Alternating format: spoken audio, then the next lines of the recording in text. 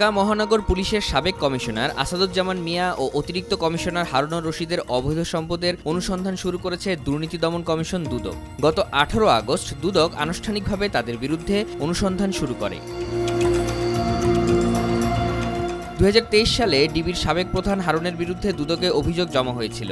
এতদিন সে তথ্য প্রকাশ না হলেও প্রাথমিকভাবে অনুসন্ধান চালিয়ে বেশ কিছু তথ্য সংগ্রহ করেছে দুদক। অনুসন্ধানে বেরিয়ে এসেছে অবৈধ উপায়ে গড়ে তোলা সম্পদের বিবরণী।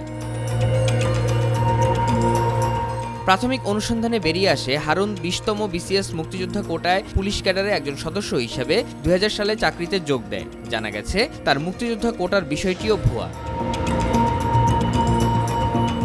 বাংলাদেশ পুলিশের ডিআইজি পদমর্যাদার এই কর্মকর্তা সর্বশেষ ছিলেন ঢাকা মহানগর পুলিশের অতিরিক্ত কমিশনার। সরকারি স্কেল অনুযায়ী 3য় গ্রেডের চাকরিজীবী হিসাবে সর্বসাকল্যে তার বেতন 80,000 টাকারও কম, অথচ সীমাহীন দুর্নীতির মাধ্যমে নামে বেনামে গড়েছেন কয়েক হাজার কোটি টাকার সম্পদ।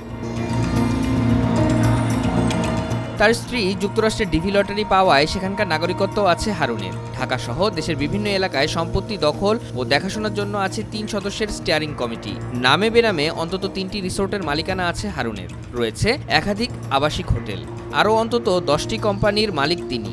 শুধু ঢাকাতেই আলিশান বাড়ি করেছেন 2 ডজনের বেশি। এর বাইরে আছে অগণিত প্লট ও ফ্ল্যাট। বিদেশে অর্থ পাচারের সুবিধার জন্য গড়ে তোলা হয় নিজস্ব মানি এক্সচেঞ্জ। ঢাকায় এই প্রতিষ্ঠানের অফিস পুরানো পল্টনের আজাদ প্রোডাক্টসের গলিতে। কার্যক্রম পরিচালনায় দুবাইয়ে আছে আরেকটি অফিস। অভিযোগ রয়েছে যুক্তরাষ্ট্রের নিউ ইয়র্কে নিউ হাইড পার্ক এলাকায় স্ত্রীর নামে $5 মিলিয়ন একটি বাড়ি কিনেছেন হারুন। ওই সময় হারুনের স্ত্রীর বিপুল অর্থ লেনদেন শনাক্ত করে এর তদন্ত করেছিল FBI। এছাড়া হারুন ও তার পরিবারের সদস্যদের নামে ঢাকার উত্তরার সেক্টর 3 ও 5-এ একাধিক বাণিজ্যিক প্লট ও বহুতল ভবন রয়েছে বলে তথ্য পাওয়া গেছে। কিশোরগঞ্জের মিঠামইন এলাকায় নিরীহ লোকজনের জমি নামমাত্র মূল্যে জোর করে কিনে কয়েকশো কোটি টাকা খরচ করে প্রেসিডেন্ট পার্ক নামে একটি বিলাসবহুল রিসোর্ট তৈরির অভিযোগ রয়েছে হারুনের বিরুদ্ধে। গাজীপুরের শ্রীপুরে উত্তর ভগ্নাহাতি এলাকায় সবুজ পাতা নামেও একটি রিসোর্ট তৈরি করেছেন বলে এলাকাবাসীর কাছ থেকে জানা যায়।